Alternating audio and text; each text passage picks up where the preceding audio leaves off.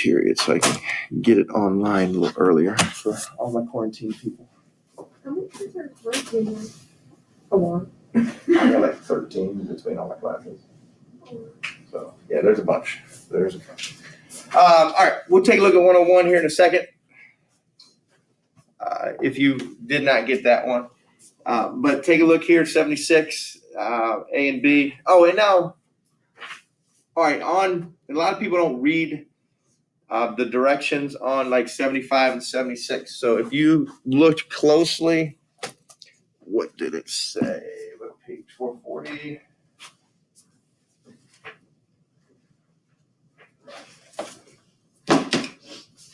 For part A, it says find the future value of the given, and then it says the interest earned in the given period. Okay, so for 76, A equals P times 1 plus R over N to the NT power. And so what do we get for there for 76? $6,240. 1 plus, what is my interest rate on there? It is 7.5%, 0.075. Compounded monthly, which would be 12 for how many years? 12 years. Now your answer, okay, when you do that, that's where you get the 15,305. Well, part B, it says, that's part A. It says find the interest earned. Well, what's the only thing you need to do for that?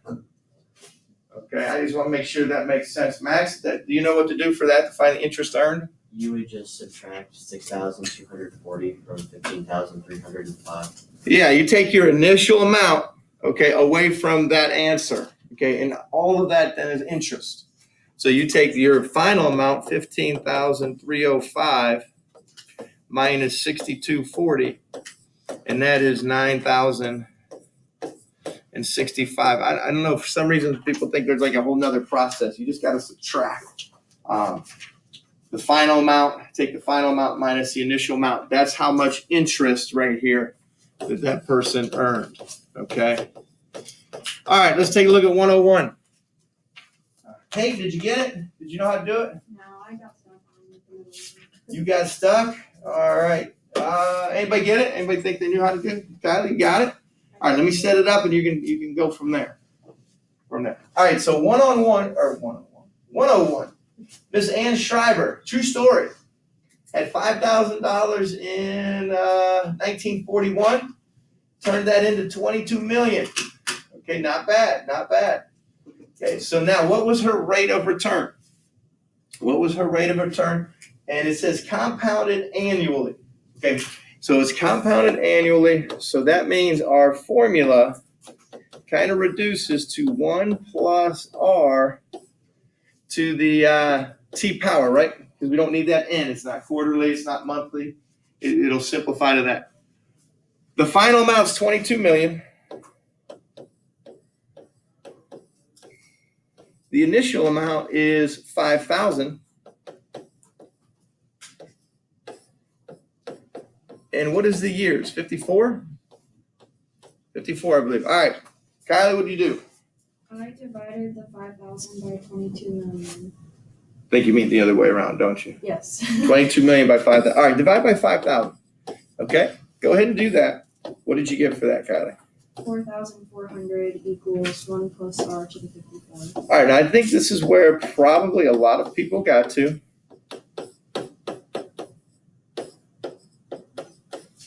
Okay, and then you're like, what do? I got to figure out R, but you get this power here. So what'd you do, Kylie? You have to take the 54th root of 4,400. Yep. It's like if I had 10 equals x squared, I take the square root of both sides. Okay? If you got 10 equals x cubed, you take the cube root of both sides. Well, if you got this equals 54, you take the 54th root of both sides. So that is correct. So the 54th root of 4,400 will equal the 54th root of 1 plus r to the 54th. Well, that would just leave you 1 plus r. Well, how do you do the 54th root on your calculator? You're like, I don't know. I think it's under math. Okay, if I go down here, that's cubed. This is the cube root, and this says x. That's the x root. So you put in the root there. Well, you actually have to enter it first and then go to that. So second quit. So if I put in, let me clear, if I put 54, and then you'd hit math, and then you hit number 5, and then 4,400. Okay, that 54 is that takes the spot of that x. Okay, so take the 54th root. What's it give us? Well, why can't I just do it like that? All right, you can do it like that because mine looks different. Oh. Yours is fine. Okay. Okay. On that. So what do I get there? 1.16. And I'm just going to go to 81. 1.1681. Yeah, like if you got the fancy new calculators, you just 54 just shows up there. Okay, I got one of the older ones. I still need to solve for r minus 1. That gives me 0.1681 equals r. Well, that's the decimal. What's the percent? Move it over 2 places. So this is how we get r equals 16.81% if you saw that in the as the answer. So that's where that comes from. Okay. Similar to taking the 54th root, one other thing you can do, and it's really the same thing.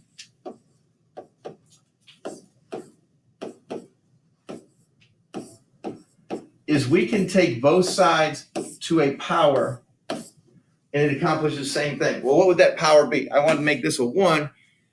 I can make this the power of 1 over 54. And I can make this the power of 1 over 54. That's the same thing as the 54th root. So either way, it's going to give you the same thing if you do it as a power or if you do it as a root. So if I do 4,400 to the 1 over 54 power, that's the exact same thing as the 54th root. Okay, Wendy. Except, why didn't you put it over 12 in the original equation, because it said monthly pension, is that not Does it say it is compounded monthly? I don't know. Because actually that part there, that's just like extra information. They're just telling you that's all the extra she got. She got $83 a month. That doesn't mean that it was compounded monthly. Okay, and it just says what is the what annual rate of return compounded annually. So that's the key there. They're just letting you know, hey, she lived on $83 a month for 54 years and ended up with 22 million. Okay, so no, it doesn't play effect. All right, so you can either do 1 over 54 or 54th root. Any other questions there? All right, now we said you can compound monthly, you can compound daily. There's really no limit to what you can compound. And so we're going back to your guided notes here. And to kind of get an idea what's going on, we're going to take a look at how I can continue the compounding more so than just daily. Okay. Now, if you look, okay, on that little chart, I got quarterly, monthly, I can compound weekly, I can compound daily, I can compound every hour, I can compound every minute, I can compound every second. Okay, so if I wanted to do that, there's really no limit because we're just substituting into a formula. Now, to make this just a little bit easier to understand, here's what I'm going to do. Is we want to take the value of $1 at 100% interest.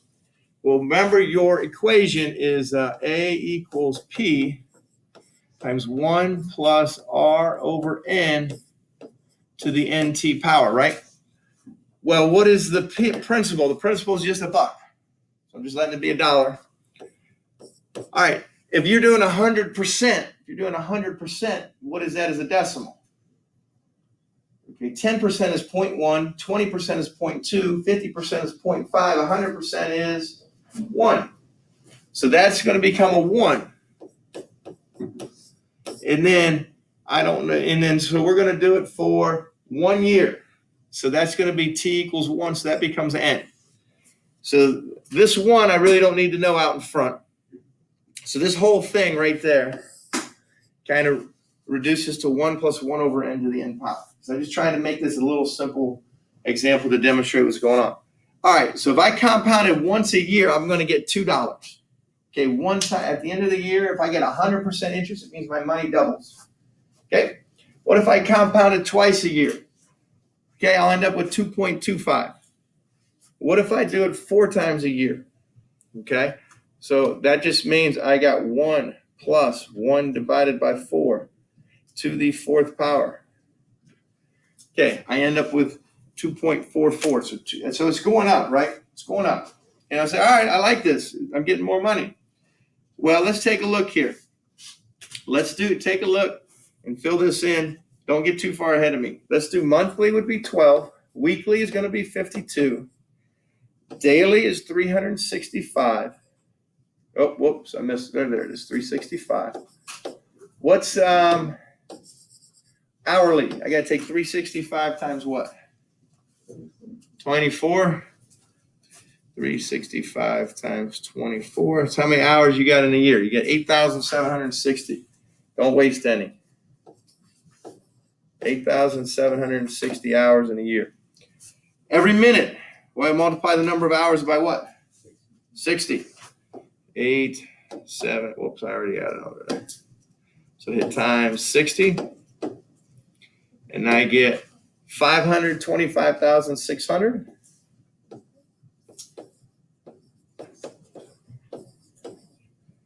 And every second times another 60, right? And I get, what is that? 31 million? 31 million, I'm going to write it. 536,000 seconds, right? Okay, so now all we do is we substitute this into the equation. So how many do we have to find? 1, 2, 3, 4, 5, 6. We got to find 6. So you find, let's find 3 of them. So let's hear you guys right here. You guys go monthly, daily, and minute. Okay, so you guys there find all those 3, and then you guys find the other 3. Okay, which would be weekly, hourly, and second. Now here's what I need you to do. Take it to 6 decimal places. Round off the 6th decimal place. I know with money we usually say go to the nearest cent, but round to the 6th decimal place. And I'll do the first one with you here. So this would be 1 plus 1 over 12 to the 12th power.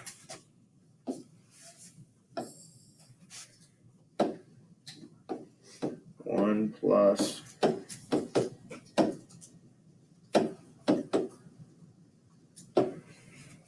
all right, 2.613035. 613035. 2.613035. Now for weekly, 1 plus 1 over 52 to the 52nd power. Okay, so I'm going to do the same thing. 1 plus 1 divided by 52 to the 52nd power.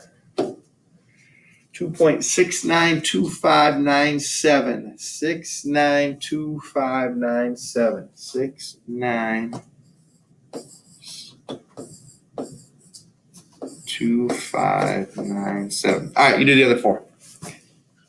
Just go to the other 2 that you need to do, and then we'll fill in as needed. Okay.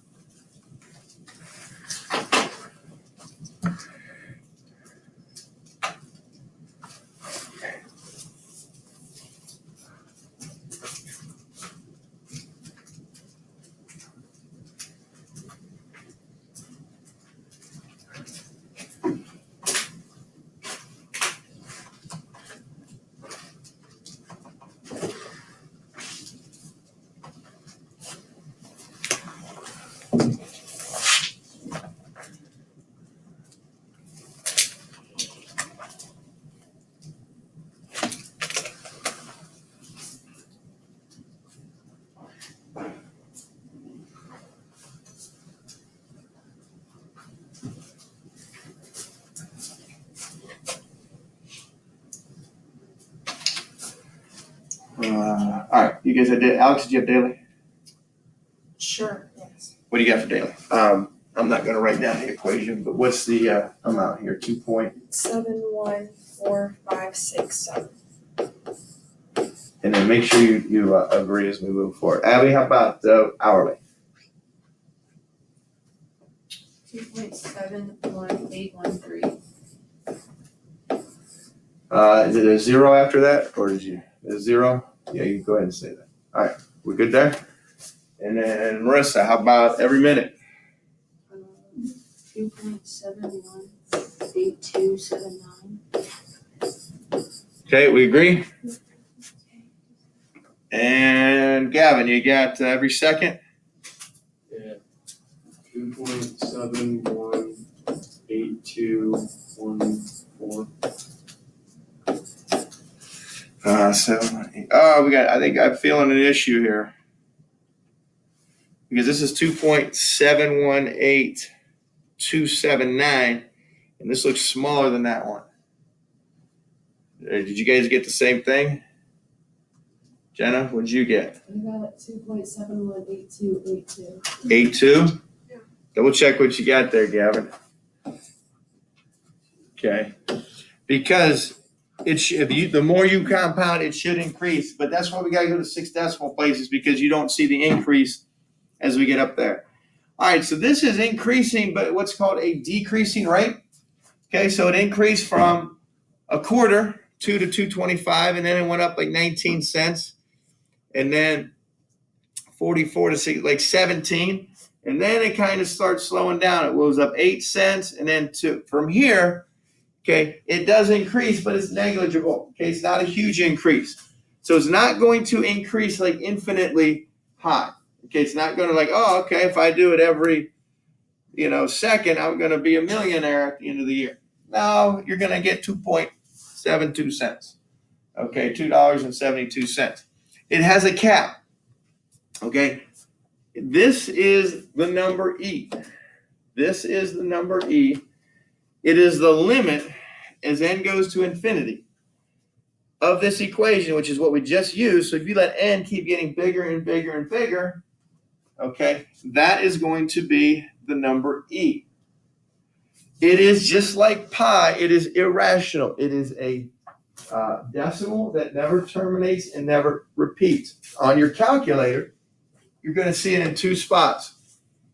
Above the division symbol, if you hit E and you hit enter, now it looks like it repeats, but actually that is a rounded off value. It will not follow that same pattern. Okay, it's just kind of where it stops at. And then above the LN button right here on the side, it says e to the x power. So it just says e, and then if you want to plug in a number, okay, it just squares it or cubes it or whatever, because that ends up getting used a lot as you keep moving up in different math classes. E is pretty important, like I said, as we move up. All right, that is Euler's number, named after good old Leonard Euler. And it's spelled E-U-L-E-R, and it's kind of pronounced like the word oil with an Leonard Euler. Okay, so we're going to give him his props for, helping us with this. So this is what's going on.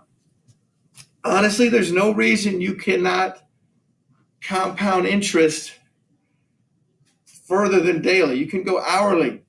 You can go every minute. You can go every second. You can go every half a second. You can do every 1/10 of a second. Okay? There's no limit. And so as that gets bigger, it kind of flattens out and it approaches this number E. This is what we call continuous compounding. So this would be a case where it, instead of going every 1/10 of a second, every 1,000th of a second, is we're just continuously compounding. And this is the maximum that you could do right here. And so our formula, which was A equals P times 1 plus R over N to the NT, will revert to this formula. A equals, well, some people just say PERT because it looks like the word PERT. There's your principal. That is the number E. It is to the R times T power. Okay, so the interest rate just ends up multiplying the T. This is for continuous compounding. Okay, continuous compounding. And it has to say that. It has to say that. All right, so you got an example below there, right? All right, so in that case here, find the amount in the account if $10,000 is invested at 6% interest for 20 years and the interest is compounded continuously. If it's compounded daily, we got to use our old formula. If it's compounded continuously, now we use this A equals P times the number E to the RT power. And just plug it in. And so my principal is 10,000.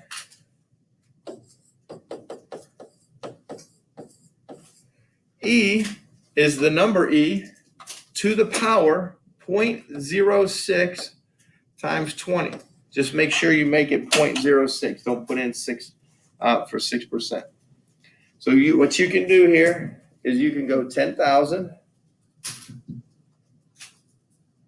Okay. And then I'm going to use this e to the x power. So it's e to the 0.06 times 20 power. And then that's going to be your answer, 33,201. And now here I'm just rounding off to the nearest hundred. So A equals $33,201.17. This is the absolute best scenario you can get. Is compounded continuously. Okay. Better than compounded daily, better than compounded monthly. Okay. Compounded continuously. All right, now let's take a look at this E number. Let's take a look at this E number. We can graph it. Now, what we did mostly yesterday or the day before, they run together, is we did exponential functions like 2 to the x. This is the exact same thing. E is a number. E is a number. So I just want to make sure you understand what's going on. So I'm just going to do an XY table beside it, and I'm just going to make sure I plug in these 5 values. It's going to look the same as 2 to the x with some subtle differences. So I got, what do I get when I plug in -2? So I got e to the -2 power. Remember, that's 1 over e squared. It's going to be 0.14. 0.14. All right, plug in -1, plug in 0, plug in 1, plug in 2. Just do that if you would.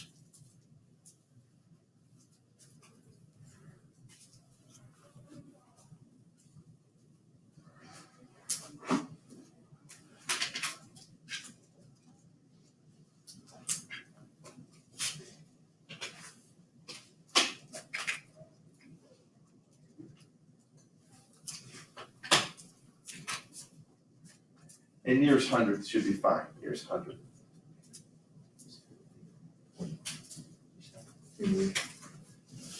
All right. Caitlin, you got -1? I don't have a graphing calculator. All right. Well, you should, I mean, I understand that, but you could probably plug it into those as well for future reference. Okay. I tried and it just showed up as 1. Really? E to the -1? Well, it just, because the button's there, like this, Oh, you may not have. but then, Oh, this one here, I bet you gotta do this. You get these up way back ones. You gotta go backwards, like, so if I want to do e squared, I gotta plug in 2 first. You gotta plug in, yeah, I don't have to why. Alright, so Abby, what'd you get for e to the -1? 36. 0.36? Alright, e to the 0, anything that's 0 is 1. E to the 1, Peyton is what? 2.72. 2.72, and Wendy, how about e squared? 7.9. 7.39. All right, so -2. And then on your grad, it looks, I mean, it should match up. 0, 1, anything to the 0 power is 1. Pi to the 0 is 1. But now for the first power, you get about 2.72, and e squared is 7.39. Okay, right around there. And that's going to continue, and it's going to go along the horizontal asymptote. It looks just like 2 to the x, but just the numbers are slightly different. Because usually when you plug in 2 to the squared, you get 4. This goes up a little bit quicker. So now we can still do transformations on this. doing what we already know. So we got 2 there. Let's do that first one.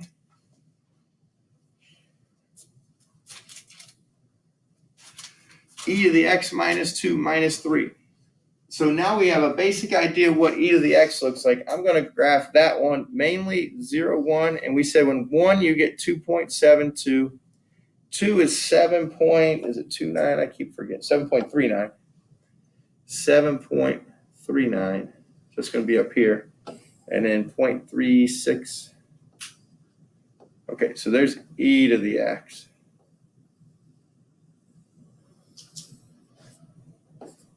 Yeah. All right, so what does x minus 2 minus 3 do? Okay, for that one. Eddie, what happens in the transformation?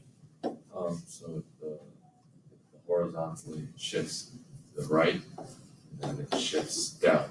Right, how many? It shifts right 2. And then down 3. Okay, if it moves up or down, make sure you plot in a new horizontal asymptote. So it will now be at -3 since it got shifted down. Okay, it's got to approach that. So take each of those points, move them right 2, move them down 3. So 7.39 goes right 2. I go 1, 2, 3 down. Okay, this one here, I go right 2. I go 1, 2, 3 down. And then I go right 2. I go 1, 2, 3 down. Go right 2, 3 down, and then right 2, and then 3 down. All right, so there's your new graph. Whoa, make sure I hit that. It goes up. So make sure you do have that horizontal asymptote in there. All right, e to the 3 minus x plus 1. All right, sometimes you'll see it as e to the 3 minus x. You need to be able to recognize that that is the same as e to the negative x plus 3. Sometimes that'll throw some people off. So what's happening there? What is the negative x plus 3? The plus 3 moves it left 3. What does the negative do? The negative moves it, or not moves it, but it reflects it over which axis? The negative is on the x, or it reflects it over the y-axis. So reflects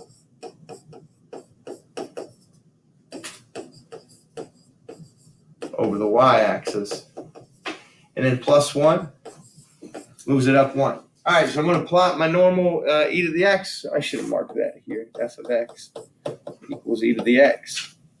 0.14, 0.36, 0.1, 2.72, and 7.39. Where will my horizontal asymptote now be? It will be at positive 1.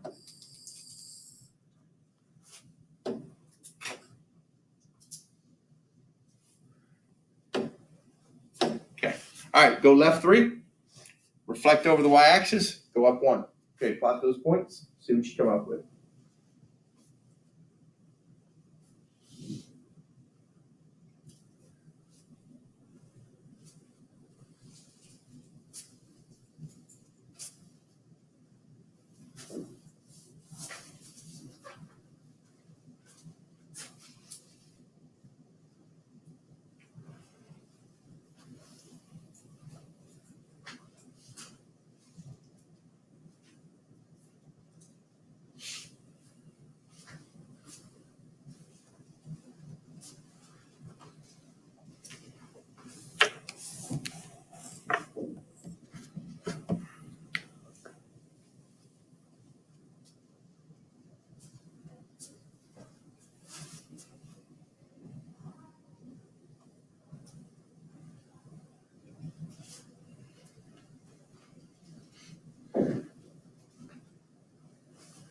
All right, so let me plot what I got. So I'm going to start up here. I'm going to go left 3, 1, 2, 3, which puts me at -1. Reflect over the y-axis and go up 1. So it just puts me a little bit above my grid. And then if I move this 2.72, I go 1, 2, 3 to the left, and then I go reflect over to 2 and up 1. Looks like right there. And 0, 1, I go left 3, then I reflect to positive 3, up 1.